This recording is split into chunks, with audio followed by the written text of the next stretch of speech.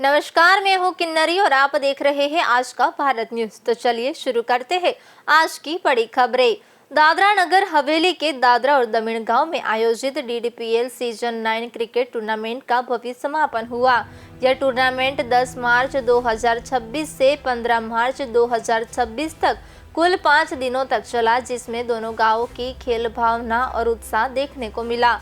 Tournament का आयोजन DDPL committee के सदस्य नरेंद्र मिश्रा, तुषार भाई शाह, डॉक्टर मिलन और पिंकल पटेल के नेतृत्व में किया गया। समापन समारोह में मुख्य अतिथि के रूप में चिराग देसाई, प्रतीक देसाई, हरीश पटेल, विनोद पटेल, शैलेश पटेल, सुरेश पटेल, गिरीश नायर, जितेंद्र मिश्रा, जिगर देसाई सहित कई गणमान्य व्यक्ति उपस्थित रहे।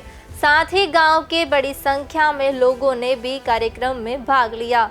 इस टूर्नामेंट में कुल 8 टीमों ने हिस्सा लिया, जिनमें से JBG रॉयल और राम मंदिर रॉयल फाइनल में पहुंची है। फाइनल मुकाबले में JBG रॉयल ने शानदार प्रदर्शन करते हुए खिताब अपने नाम किया है।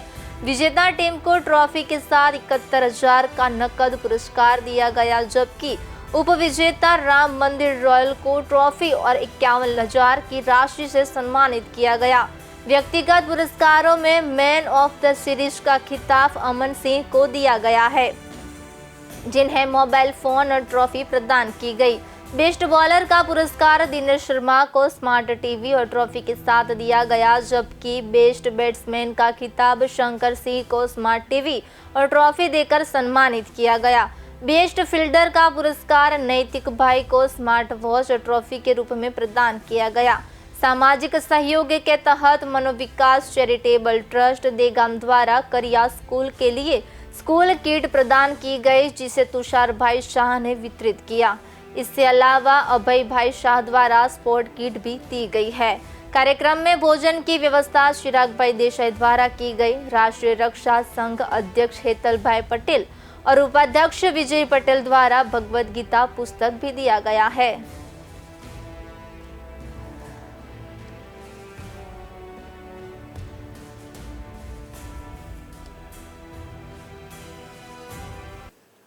गुजरात विधानसभा में बजट सत्र के दौरान बम की धमकी मिली है। अधिकारियों ने बताया कि गुजरात विधानसभा परिसर को सुबह ईमेल के जरिए बम की धमकी मिली। यह धमकी चल रहे बजट सत्र के दौरान सदन की कार्यवाही शुरू होने से कुछ ही मिनट पहले मिली है।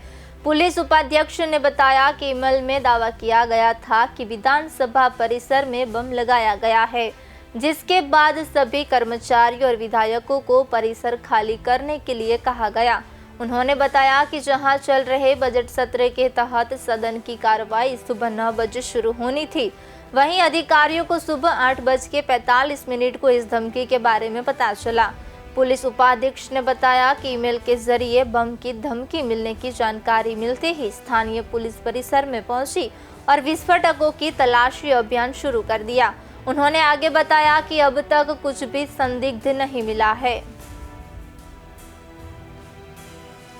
આજે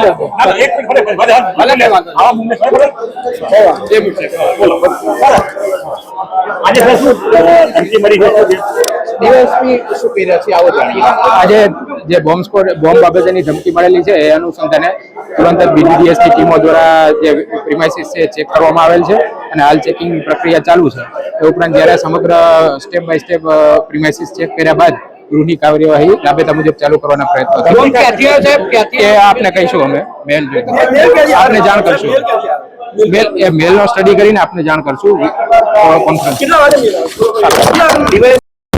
હવે જે બોમ્બની ધમકી મળી રહી છે વિધાનસભાની અંદર મળી રહી છે, ધારાસભ્યોને ખાલી કરાવાયું છે, કર્મચારીઓને ખાલી કરાવાયું છે, ઈમેલથી આ ધમકી મળી રહી છે, કઈ રીતે જુઓ છો આપ?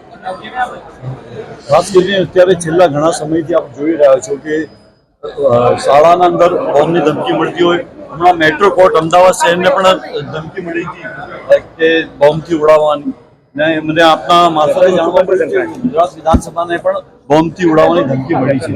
જે પ્રમાણે અત્યારે જે પણ ધમકી મળી સરકાર તરફથી મને લાગે છે કે જે પણ તપાસ થઈ કે સામે ફેક જ નીકળી કે કોઈ એવી ઘટના ત્યાં બની નહોતી, પરંતુ ઈમેલ દ્વારા જ્યારે પણ આવી સમજો ધમકી આપવામાં આવે છે ત્યારે મને લાગે છે કે એમાં કોઈ ષડયંત્ર હોય એવું લાગી રહ્યું છે। જ્યારે વચમાં પણ અમદાવાદ શહેરના અંદર ને બીજી જગ્યાઓએ જ્યારે બોમ્બની ધમકી હતી ત્યારે સ્કૂલોના અંદર શાળાઓના અંદર એક્ઝામ બાળકોની એક્ઝામ ચાલતી હતી.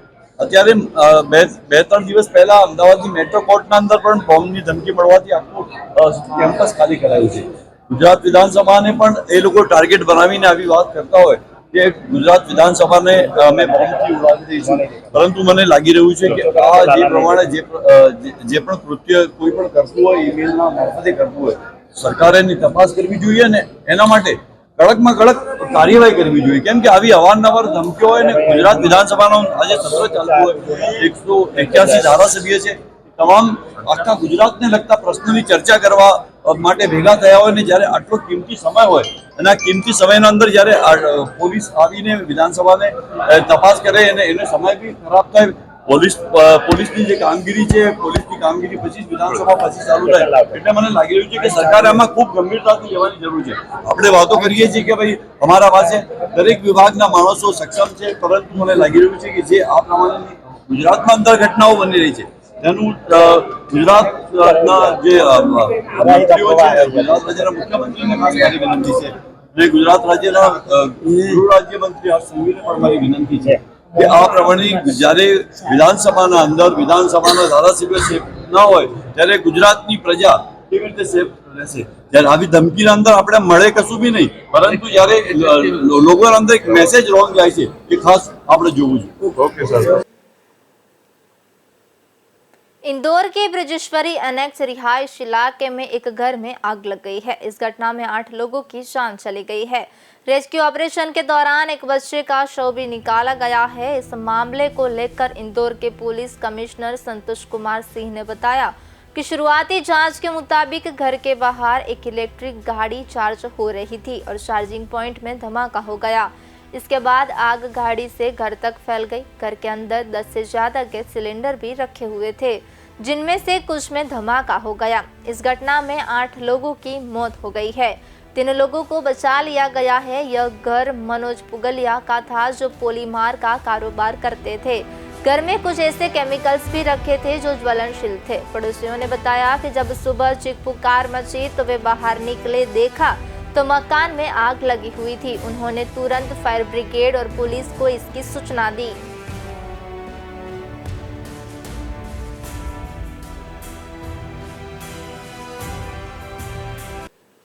दिल्ली के पालम इलाके में भीषण आग लग गई है। आग रामफल चौक के पास एक 5 मंजिला इमारत में लगी थी। इस घटना में 9 लोगों की दर्दनाक मौत हो गई। मरने वालों में 3 बच्चे भी शामिल है। आग इतनी भयावह थी कि इसे बुझाने के लिए दमकल की 30 गाड़ियां मौके पर बुलानी पड़ी। हादसे में कई लोग घायल भी हुए हैं। बिल्डिंग में से कुल 10 लोगों को रेस्क्यू टीम ने बाहर निकाल लिया गया है, जिनमें से 9 लोगों की मौत हो गई है। हालांकि मरने वालों का आंकड़ा बढ़ सकता है। अन्य घायलों को अलग अलग अस्पतालों में भर्ती कराया गया है। Deputy fire chief S.K. दुआ ने कहा कि इमारत को ठंडा करने की प्रक्रिया चल रही है। इमारत ठंडी होने के बाद एक बार फिर से रेस्क्यू ऑपरेशन चलाया जाएगा। इमारत में करीब 22 लोगों का परिवार रहता है, जिनमें से 10 से 12 लोग गोवा घूमने गए थे। जो घर पर थे वो आग की चपेट में आ गए हैं। इमारत में आग की लपटों पर काफी हद तक काबू पाया जा चुका है, लेकिन आग पूरी तरह से नहीं बुझी है। उससे लगातार धुएं का काला गुब्बार उठ रहा है। दमकल कर्मचारी लगातार पानी का छिड़काव करके इमारत को ठंडा करने में जुटे हुए हैं।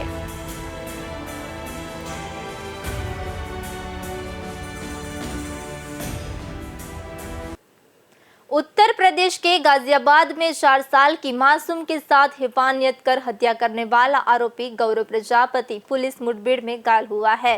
गौरव प्रजापति के दोनों पैरों में गोली लगी है। आरोपी और पुलिस के बीच हुई मुठभेड़ का एक वीडियो भी सामने आया है, जिसमें घायल गौरव प्रजापति को पुलिस साथ ले जाती दिखाई दे रही है। वीडियो में गौरव गिड़गिड़ाता हुआ नजर आ रहा है। आरोपी गौरव प्रजापति की निशानदेही पर सबूत बरामद करने के लिए पुलिस उसे घटनास्थल पर लेकर गई थी। घटनास्थल पर पहुंचने के बाद गौरव प्रजापति ने पहले से छुपाए गए अवैध हथियार से पुलिस टीम पर फायरिंग शुरू कर दी।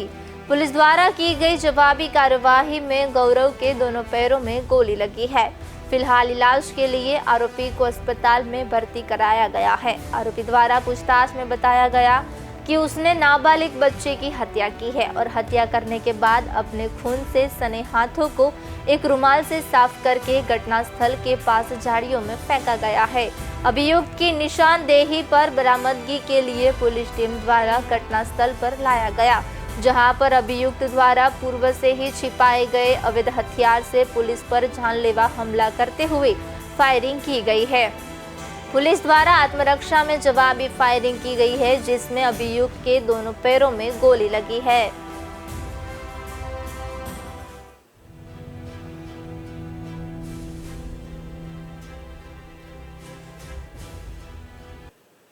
असम में कांग्रेस को बड़ा झटका लगा है। सांसद प्रद्युत बोरदोलोई और प्रदेश कांग्रेस कमेटी के उपाध्यक्ष नवज्योति तालुकदार ने मंगलवार को इस्तीफा दे दिया है। दोनों नेताओं ने राज्य में विधानसभा चुनाव से महज 20 दिन पहले पार्टी से इस्तीफा दिया है।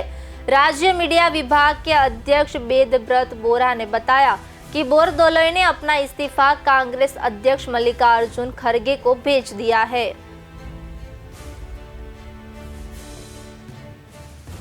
छोड़ दिया तो क्या कहेंगे आप इस पर? मुझे लगता है कि कांग्रेस पार्टी में बिल्कुल दम नहीं है। मतलब कांग्रेस पार्टी ने बिल्कुल नहीं है दम, क्योंकि नरेंद्र मोदी जी नहीं है कम। तो मतलब उन्होंने मोदी साहब ने बहुत एक्टिवली पूरे देश भर में भारतीय जनता पार्टी को एनडीए को बढ़ाया है। आसाम में तो हमारी सरकार आने वाली है। बहुत सारे लोग कांग्रेस पार्टी छोड़कर बीजेपी में आ रहे हैं। इस वक्त वेस्ट बंगाल की स्थिति ऐसी है कि ममता दीदी को मौका 2-3 बार मिला ही है। अभी वहां की जनता चाहती है कि भाई वहां बीजेपी सत्ता में आए, एनडीए सत्ता में आए, और नरेंद्र मोदी जी के विकास एजेंडे को लोग वहां बहुत बड़ा सपोर्ट कर रहे हैं। और इसीलिए मुझे लगता है कि इस वक्त पूरे वेस्ट बंगाल में 5 सालों में लोगों की स्थिति बहुत बड़ी खराब है, और बंगाल को कंगाल करने का काम ममता दीदी ने किया है। इसीलिए इस वक्त वहां भी मतलब हमारी बीजेपी की एनडीए की सरकार आएगी। दूसरा, तमिलनाडु में हमारी सरकार आ सकती है। पांडिचेरी में ऑलरेडी हमारी सरकार ही है। बाकी केरला में भी हमारी कोशिश जारी है कि भाई वहां एनडीए की सरकार आए। तो 4 राज्यों में तो डेफिनेटली हमारी सरकार आएगी, ऐसा हमको पूरा विश्वास है। और इसीलिए मुझे लगता है कि कांग्रेस पार्टी का एक स्थिति बहुत बड़ी खराब है और हमें हर राज्य में अच्छी सफलता मिलेगी। देखिए, पूरे देश में एक तरह से कांग्रेस में भगदड़ मची हुई है। राहुल गांधी जी की जो भूमिका है, चाहे वह लोकसभा में भूमिका हो, चाहे देश के बाहर जाकर भूमिका हो, वह किसी हालत में भी देश हित में नहीं है। वो भारतीय जनता पार्टी का विरोध करते करते वो देश का विरोध करने लगे। अभी आपने देखा 3 राज्यों में राज्यसभा का चुनाव हुआ, कैसे उनके विधायकों में भगदड़ मची हुई थी, चाहे वो हरियाणा हो, चाहे उड़ीसा हो। बिहार में भी उनके विधायक वोट डालने नहीं आए, कोई इंटरेस्ट नहीं था उनको वोट से। असम में देख लीजिए, उनके 2 वरीय नेता, वरीयतम नेता बोल सकते हैं, वरिष्ठ सांसद हैं, पार्टी के प्रदेश के बड़े नेता हैं, लोग इस्तीफा दे रहे हैं। और माननीय प्रधानमंत्री जी की जो वैश्विक स्वीकार्यता है, जो पूरे देश में माननीय प्रधानमंत्री जी की जो स्वीकार्यता है, आम लोगों के हित में काम कर रहे हैं। तो जब अपने विधायकों पर कंट्रोल समाप्त हो जाए राहुल गांधी जी का, अपने पार्टी के नेताओं पर से विश्वास उठ जाए उनका, होटल में ले जाके हिमाचल कहाँ बंद कर रहे थे, तो स्वाभाविक है और पूरे देश में स्वीकार्यता है माननीय प्रधानमंत्री जी की, एनडीए की। राष्ट्रपति चुनाव में क्रॉस वोटिंग को लेकर उन्होंने पार्टी छोड़ने की घोषणा की है। असम में चुनाव है और उनका कहना है कि वो पार्टी हाईकमान से वो खुश नहीं है, उनकी बातें नहीं सुनी जा रही हैं। ऐसा है कि कांग्रेस पूरी तरह टूट के कगार पे है। कांग्रेस के जो शीर्ष नेता, वो चाहे राहुल गांधी हों या खड़गे जी हों, इनका कोई नियंत्रण, कोई कंट्रोल इनके विधायकों पर, इनके सदस्यों पर नहीं रह गया है। कांग्रेस तो कमजोर हो ही गई है, अब पूरी तरह से टूटने वाली है। ये सारे बात इसके संकेत दे रहे हैं। असम का भी ये एपिसोड इस बात का क्लियर संकेत है कि कांग्रेस अब पूरी तरह टूट के कगार पर है। सर पश्चिम बीजेपी ज्वाइन कर रहे हैं, उस पर आपका क्या कहना है? ना आज मैं नहीं ज्वाइन कर रहा हूँ, मैं आसाम में जाके ज्वाइन करूंगा, लेकिन हम लोग का जो एमपी है प्रद्युत बटोले सर जी वो ज्वाइन करेगा आज। सर आपकी किसी से बीजेपी में बातचीत हुई है क्या? हम लोग आसाम का चीफ मिनिस्टर है, he is a very dynamic leader, उन लोग का साथ बात हुआ है ये। सर कांग्रेस की तरफ से आपके रोकने के लिए कुछ आया है? कल आए थे हम लोग का जो एआईसीसी जनरल सेक्रेटरी और आसाम प्रेसिडेंट आए थे यहाँ पे। अभी Assam I think I'll issue a press release so you'll get to know about it because if I have to narrate this story, it'll take a lot of time. But sir, are you joining BJP? Well, I suppose so because I have been invited and then my, in the uppermost of my mind, I have always, Assam was a very conflict-ridden state. So I have always tried to contribute for advancement of Assam and the entire northeast region in my public life. I had been an MLA 4 times in Assam, and I represented a constituency in Upper Assam, which is Margarita, and this constituency was the nerve center of Ulfa, And then there were a lot of threatenings, a lot of attempts on my life, even those days in the turbulent times. But then subsequently, there was a paradigm. We realized that first, if Assam has to be developed, first the traditional paradigm was peace has to be achieved in Assam, and then development will come. But peace was always elusive in Assam in the 90s. So what we did that time, that we shifted the paradigm.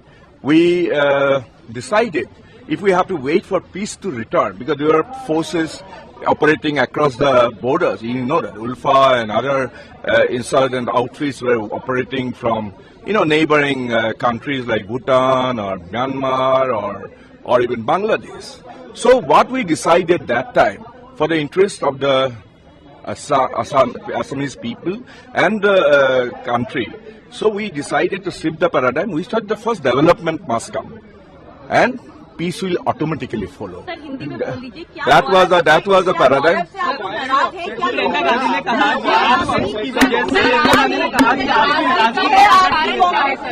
No, not at all. Not at all. Ticket is nothing. Ticket was not a life and death question for me. What was important for me to hold my head high, and because I have, it's like Congress Party has given me a lot.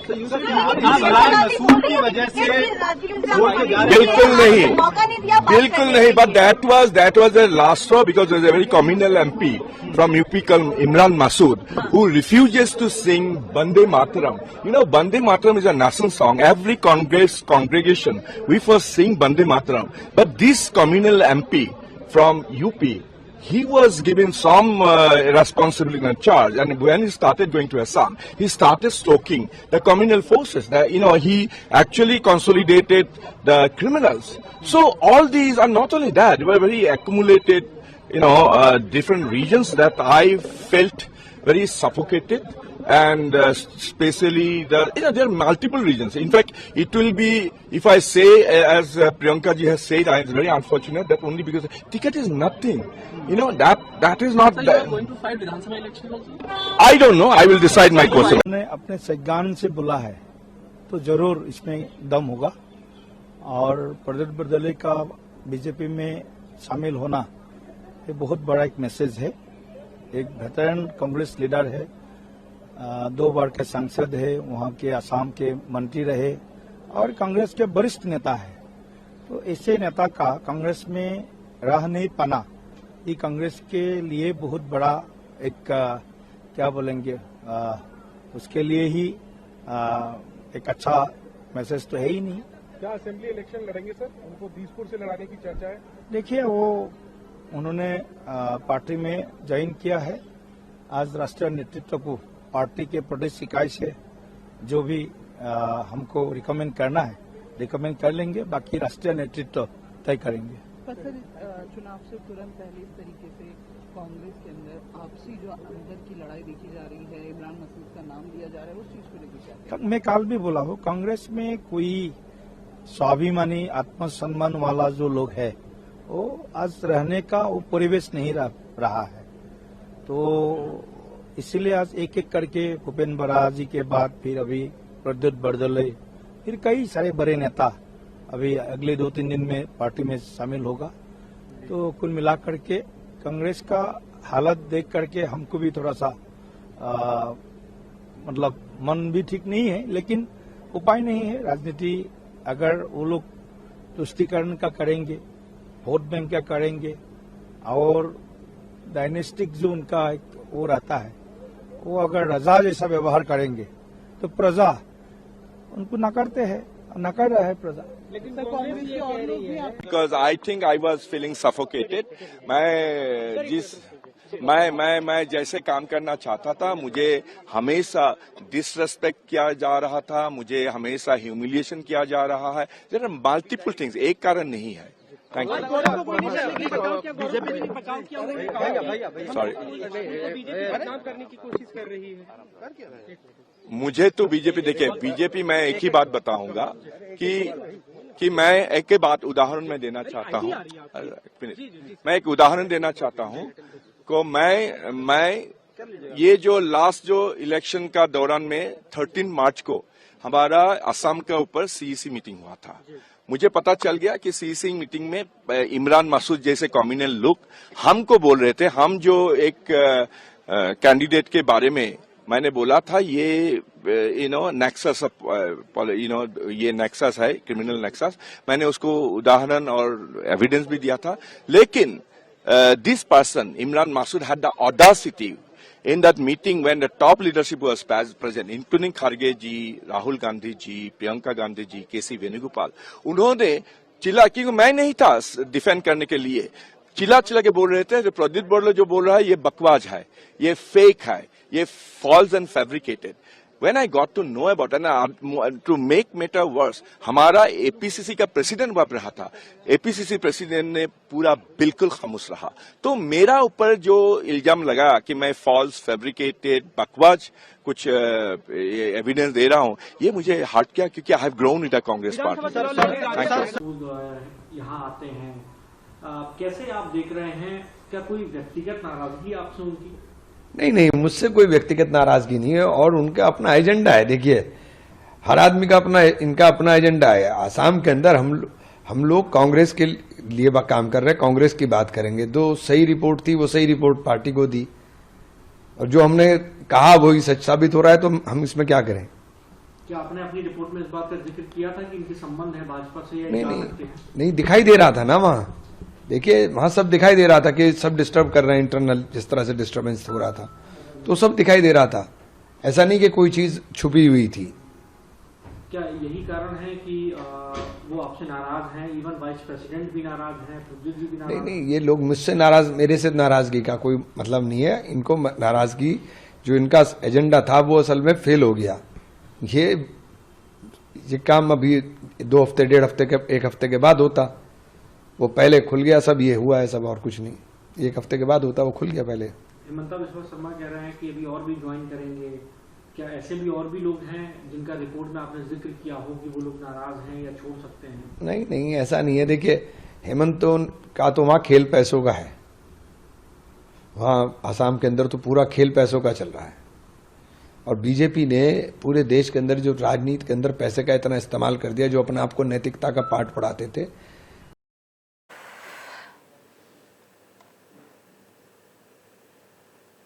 फिलहाल के लिए बस इतना ही। देश और दुनिया की खबरों के लिए देखते रहिए आज का भारत न्यूज।